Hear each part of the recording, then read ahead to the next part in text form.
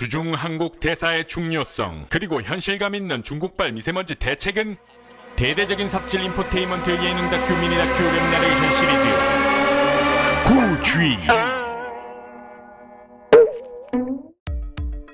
2019년 3월 대한민국은 유례없는 연속 미세먼지 폭풍으로 심기가 매우 불편하시다. 3일에서 4일, 그러다 6일씩 연속 비상저감 조치라고 발령은 했지만 실제로 하나도 줄어들지 않는 이 중국발 미세먼지 덕분에 솔직히 가만히 있어도 짜증이 난다. 2000년대 초반 베이징에 있을 때 뿌연 황사바람에 머리카락 사이사이 모래알이 끼고 코 속에서 모래가루가 나오고 그랬지만 그건 중국이었으니 에잇 하고 넘어갈 수 있다지만 2019년 한국에서 이런 일들이 벌어지게 되다니. 언제나 미약한 지식임을 인정하고 양쪽의 사안들에 대해 귀 기울여 평범한 논리를 지향했던 우리 구지였지만 이번만큼은 도저히 빡이 쳐서 참을 수가 없도다. 일단 이번만큼은 좌파 우파 따지지 말자. 문재인 때문이니 박근혜는 뭐했니 해봤자 아무런 도움이 안 된다. 문제는 중국이다. 중국이 아니라고 말할 수 없다. 중국에 대해 안 좋은 얘기 떠들지 말라고 협박 메시지 보내지 마라. 이건 환경 문제다. 중국도 대기오염 때문에 아주 골머리를 앓고 있다. 중국 포함 세계적으로 대기오염 때문에 죽는 사망자가 700만 명에 이른다. 일단 현실을 직시하고 봐야 중국 정부에 항의를 하건 중국 공장들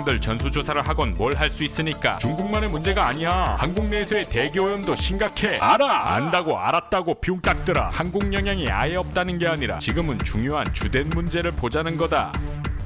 그러던 와중에 근본 주중 한국 대사로 장하성 전 청와대 정책실장이 임명된다는 소식을 들었다. 장하성 교수가 청와대에서 미뤘던 소득주도 성장에 대해 논하고자 하는 것이 아닌 주중 한국 대사로서의 장하성 교수가 왜 적합하지 않은지에 대해 얘기해보고자 한다. 주중 한국 대사는 정말이지 너무나도 중요한 자리라고 볼 수 있다. 어느 외교관 자리는 중요하지 않나? 미국은, 일본은 좀! 장하성 교수는 학자다. 커리어로는 교환 교수도 했다. 중국 증권감독관리위원회 국제자문도 했다. 하지만 그 정도 커리어의 사람을 찾는다면 그게 과연 장하성 교수뿐일까? 주중 한국 대사는 중국인과 대화하고 거래할 줄 알아야 한다. 여기서 대화라 함은 언어적인 대화는 당연한 것이고 중국인의 마인드와 심리, 정서를 파악하여 대화할 줄 알아야 한다는 뜻이다. 거래라 함은 중국과 주고받을 줄 알아야 한다는 것인데 주기만 하는 것은 거래가 아니다. 음흉하고 능글능글한 왕서방과 대화하고 거래하려면 본인 역시 능구렁이가 되어야 하며 원하는 바를 휘휘 돌려 얘기하고 허공에 붕뜬 중국의 여러 말들 중에서 그들의 정확한 의도를 파악하여 적절히 기분 상하지 않게 세워주면서 한국을 너무 낮추지도 또 너무 높이지도 않으면서 필요한 부분을 적당한 시기에 적절히 잘 내둘러서 챙겨와야 하는 것이다. 말로만 들어도 전에 답답하지. 그렇다 중국이. 그래서 장하성 교수는 적합하지 않다고 보는 것이다. 그럼 어떤 스타일이 주중 대사로 어울리냐? 정치 구단 왕능구렁이 박지원 의원 같은 사람. 박지원 의원이 주중 대사를 해야 한다는 얘기가 아니다. 또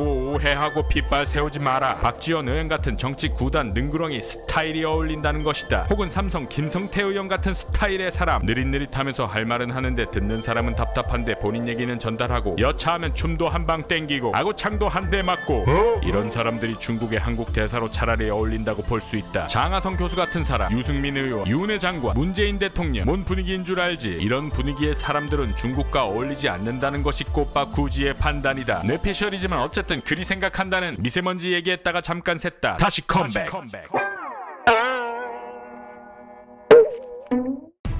바다가 오염되면 물고기가 떼죽음을 당한다. 물고기가 떼죽음을 당해 배를 하늘로 하고 둥둥 떠야 물이 오염됐구나 할기야. 그럼 비둘기들이 도로에 싹 다 떼죽음 당해서 배 까고 썩었네 풍겨야 공기가 더럽구나 할기냔 말이다. 현재 한국에서 내놓은 미세먼지 대책으로는 중국과 협의하여 서해 인공강우를 뿌린다. 혹은 국내 석탄발전소를 5년 앞당겨 폐쇄한다 등등이 있는데 정말 답답한 것이 이건 말도 안 될 뿐더러 해결책도 되지 않는다. 예를 들어 중국과 협의하여 서해에 인공강우를 뿌린다. 중국이 과연 자국 영토를 벗어난 미세먼지에 대해 한국 좋으라고 서해에다가 인공 강우를 뿌려줄까? 아니면 서해 바다에 오기 전에 중국 내 영토에 뿌려야 하는데 그럼 그 돈을 한국이 대준다? 무엇이 말이 된다는 말인가? 또한 석탄 화력 발전소의 조기 폐쇄, 그건 5년 10년 뒤에 미세먼지에 영향을 줄 수도 있지만 지금의 해결책은 아니다. 결론은 2019년 3월에 미세먼지 문제를 해결하려고자 했으면 작년이나 재작년에 했었어야 한다는 것이다. 한중 환경협력센터 같은 거 개소해놓고 매우 칭찬해 잘 될 거야 하고 앉아있으면 안 된다는 거다. 이렇게 생각해보자. 만약 미세먼지가 중국에서 한국으로가 아니라 한국에서 중국으로 불어가서 중국이 지금 우리처럼 피해를 보고 있다면 어떨까? 가만히 있을까? 한국에서 불어오는 것도 문제지만 우리 중국 내 공장들이 더 문제입니다. 할까? 아마 한국에 공장을 둔 한국 제품 불매운동부터 시작하여 한국산 자동차 불매운동, 사드 때처럼 관광객 통제, 수출 통제, 수입 통제, 온라인 부대 댓글 테러 등등 안 봐도 뻔하지 않나? 우리도 그렇게 하자는 것은 아니다. 그것도 힘있고 할 수 있는 나라에서 하는 거니까. 우리 민간 차원에서 그렇게 한다고 중국이 쳐다나 볼 것 같은가? 그럼 어떻게? 어느 분야가 됐던 중국의 약점을 잡아야 한다. 그래서 그 약점을 빌미로 환경 문제를 외교 문제로 끌어와서 공식이든 비공식이든 해결해 나가야 한다. 지금 우리가 중국에 한마디도 못하고 있는 상황을 보면 우리 정부는 중국의 약점을 단 한 가지도 못 잡고 있는 것이 아닌가 라는 의문이 든다. 이런 상황에서 약점이든 논쟁거리든 뭐라도 잡아야 하는데 매우 중요한 주중 한국 대사라는 자리에 장하성 교수라니. 기승전 장하성. 요즘엔 차라리 중국발 미세먼지가 한국을 넘어 일본까지 도달했으면 좋겠다는 생각이 든다. 일본 너네도 당해봐라. 이게 아니고 차라리 일본은 얄밉기는 하지만 이런 문제들에 대해 국제 문제로 만들거나 제3국 4국 등을 끌어들여 공론화시켜서 어떻게든 해결해 나가려는 꿈틀거림이 있을 것 같아서 하는 말이다. 또 이런 건 일본이 얄밉게 잘하거든. 어쨌든 이제 쌀쌀한 겨울 칼바람 지나고 살랑살랑 봄바람 맞으며 새로 돋는 향기로운 플레움과 꽃향기에 취해 산책하는 낭만을 내 생애에는 못하게 되는 거 아닌가 하는 생각에 또 짜증난다. 당장에 해결하지 못할 거라는 거 이해한다. 그러니 어떻게 해결할 것인지에 대해 작은 계획 혹은 희망이라도 심어주길 간곡히 부탁드리옵나이다. 오늘 미세먼지 없다고 해결된 거 절대 아니다. 원인을 모른다면 또 불어올 것이다.